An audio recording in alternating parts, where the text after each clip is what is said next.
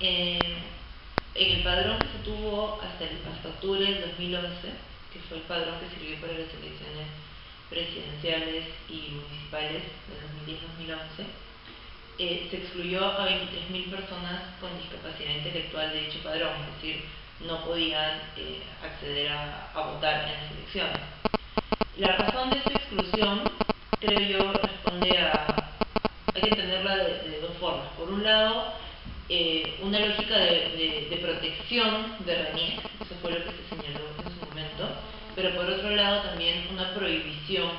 establecida en la Constitución. El artículo 33 de nuestra Constitución, que habla sobre los derechos políticos, dice que la ciudadanía se suspende por sentencia de interdicción. Si bien todas estas personas con discapacidad intelectual y psicosocial que fueron excluidas del padrón electoral no necesariamente contaban con una sentencia de interdicción, lo cierto es que bajo la lógica del derecho civil sí eran consideradas incapaces, según las normas de incapacidad, y por lo tanto se podía hacer una presunción, y se hizo una presunción equivocada, pero se hizo, de que estas personas no podían, eran equiparables a una persona con interdicción por su discapacidad y por lo tanto no podían votar. La otra explicación que les decía es la que tiene que ver con entenderlo como una mirada de protección. ¿Qué fue lo que ocurrió? En ese momento, obtener el DNI para las personas con discapacidad era gratuito. Por lo tanto, para poder solicitarlo, la persona con discapacidad tenía que ir con su certificado para que lo exoneren del cobro. Entonces, las mismas personas con discapacidad le dieron la información a RENIEC de que eran personas con discapacidad intelectual o con discapacidad psicosocial. Entonces, cuando RENIEC emitió el DNI, consignó en el mismo documento, no me acuerdo si la palabra era incapaz o discapacidad mental, y de esa manera se identificaba quiénes eran esas personas que automáticamente habían sido excluidas del padrón electoral. La explicación que RENIEC dio cuando se le increpó acerca de esta medida fue que en realidad ellos pensaban que le estaban haciendo un favor a las personas con discapacidad porque les estaban exonerando de tener que ir a participar en los comicios el día de las elecciones, es decir, les estaban haciendo un favor. No obstante, esto pues claramente va en contra del derecho de participación de las personas con discapacidad, que para el 2011 ya se encontraba recogido en la Convención sobre los Derechos de las Personas con Discapacidad.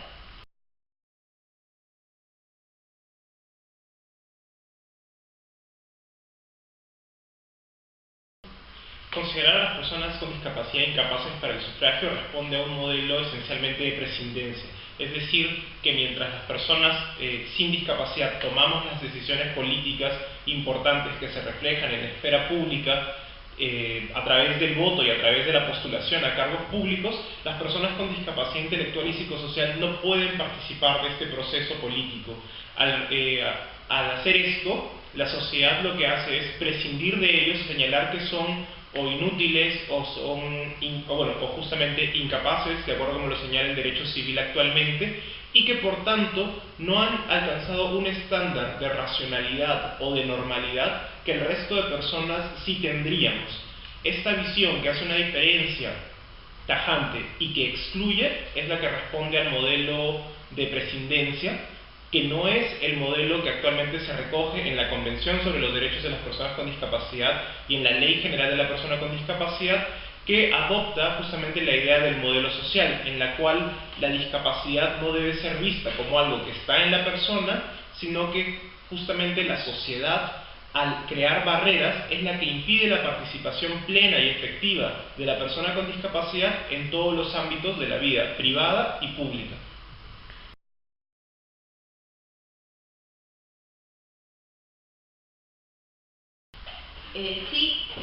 Actualmente la Convención de las Personas con Discapacidad sobre los Derechos de las Personas con Discapacidad de Naciones Unidas recoge en el artículo 30 el derecho de toda persona con discapacidad, sin importar su discapacidad, a participar en la vida pública y en la vida política, no solamente restringiendo el tema de votar y ser elegido, sino en general a participar en la conducción de asuntos públicos. Específicamente en relación con el derecho al voto y a ser elegido, la Convención también señala que no es posible restringir por cuestiones de discapacidad la posibilidad de que estas personas o bien postulen como candidatos a algún cargo de elección popular o bien puedan participar en el sufragio. Para que ese sufragio pueda ser posible, dadas las necesidades especiales que puede tener una persona con discapacidad, es necesario, dice la Convención, que el Estado adopte una serie de medidas orientadas a permitir el acceso a su derecho al voto, es decir, que los materiales de sufragio sean accesibles. Un ejemplo de eso son las cédulas en braille. A nivel interno, la Ley General de la Persona con Discapacidad recoge una norma similar en el artículo 12 y reglamentada en el artículo 10. Y allí también se plantea, y me permito leer, que el sistema electoral debe adoptar las medidas necesarias para garantizar la participación política y el derecho al voto de las personas con discapacidad, asegurando mecanismos, procedimientos, instalaciones y materiales adecuados, accesibles y fáciles de entender y utilizar.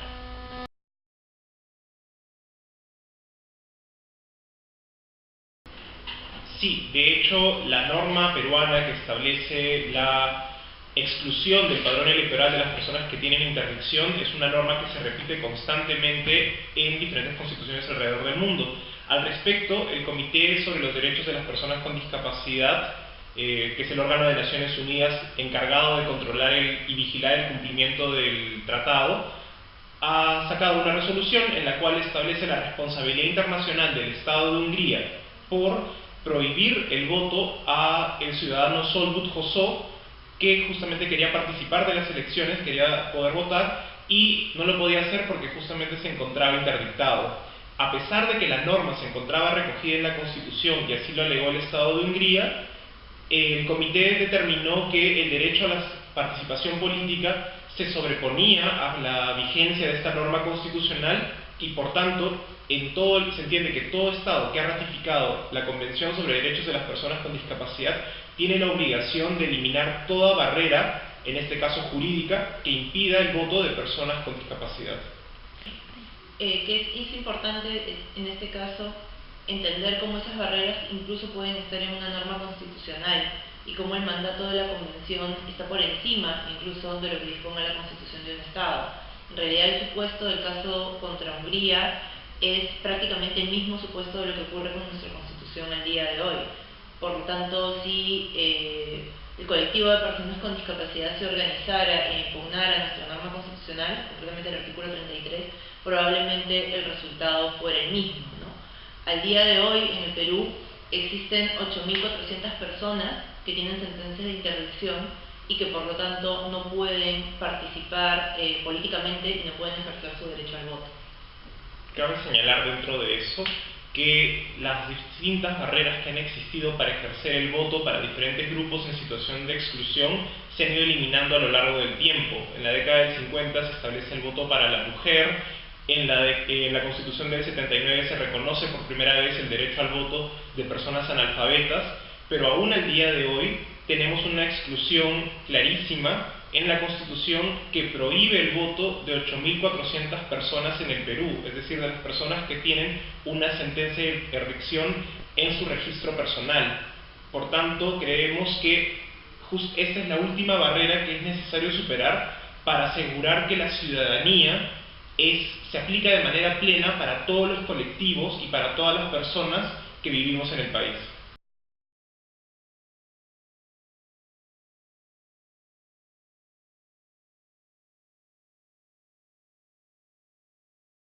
La Oficina Nacional de Procesos Electorales ha sacado resoluciones en las cuales se establece que tiene que dar una atención preferente a las personas con discapacidad. Para ello, durante los últimos 3 meses, abre una consulta en la cual les pide a las personas con discapacidad que por favor se registren y establezcan qué clase de medidas necesitan para ejercer su derecho al voto. A partir de esa información, la Oficina Nacional de Procesos Electorales debe proveer a las personas con discapacidad dentro de su local de votación la posibilidad de contar con plantillas en braille, de contar con mobiliario accesible, de darles turno preferencial cuando lo requieran a todas las personas con discapacidad. Asimismo, si bien la normativa lo señala, es algo que no se cumple, la publicidad electoral debería, es decir, la propaganda electoral que se muestra en televisión debería también producirse con lengua de señas para que sea plenamente accesible para el colectivo de personas sordas. Un elemento que también es importante y que es el otro lado de la participación política en materia electoral es que así como las personas con discapacidad deben tener derecho al voto, las personas con discapacidad también deben estar en igualdad de condiciones para poder ser candidatos de elección popular. Y eso es algo que muchas veces está invisibilizado. De manera general, si yo construyo un estrado al cual únicamente puedo subir a través de escaleras, pues de alguna manera ya estoy restringiendo la posibilidad de que una persona con discapacidad física pueda participar en ese proceso electoral o pueda participar por lo menos en ese meeting en igualdad de condiciones que el resto de candidatos. Por lo tanto, es importante esto que señala Renato respecto a cómo informarse, cómo se informan las personas con discapacidad sobre sus candidatos, pero cómo también los candidatos con discapacidad pueden competir de igual manera que los candidatos sin discapacidad.